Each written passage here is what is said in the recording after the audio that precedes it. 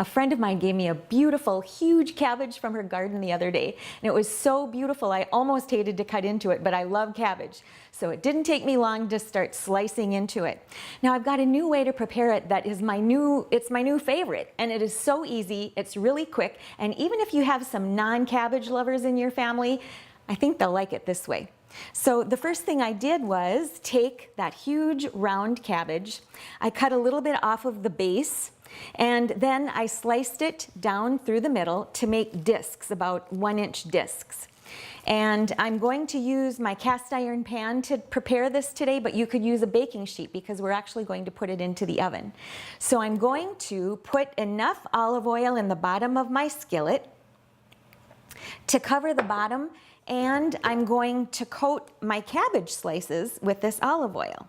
And then before I put it in the oven, I'll just give it some salt and pepper, just on one side. And we'll put it into the oven for about 10 minutes. The cabbage would be just amazing coming out of the oven, roasted with olive oil and salt and pepper. It'd be delicious. But you can really give that cabbage some character by putting on a glaze of honey, olive oil, and some caraway. I know. It sounds like a funny combination, but it really is good. Now, caraway seeds are just these tiny little seeds. You might be familiar with them if you've had pumpernickel rye bread. It's always in pumpernickel rye. A lot of people actually put it into their cabbage. So we're going to take about half a teaspoon of this kind of peppery, earthy caraway, and I'm going to grind it in a coffee grinder that I use just for grinding spices. Now I'm going to put that ground caraway seed right into a little bowl, or I'm using a measuring cup today, with a tablespoon of olive oil.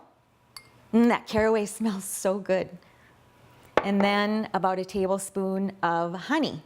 After they've been in the oven for about 10 minutes, take them out and just use a spatula to flip them over. And you can see it's just starting to get a little bit brown on the bottom. That's what we want.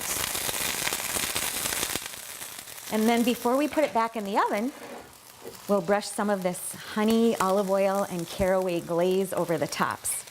And it'll just get so nice and golden brown. It'll get caramelized, and it'll have such great flavor from that caraway and honey mixture. So once it's out of the oven, you can see that it's just nice and golden brown on top. It's ready to eat. It's easy cabbage, and it's delicious cabbage. I'm Sue Doden, sharing good food for good life 365.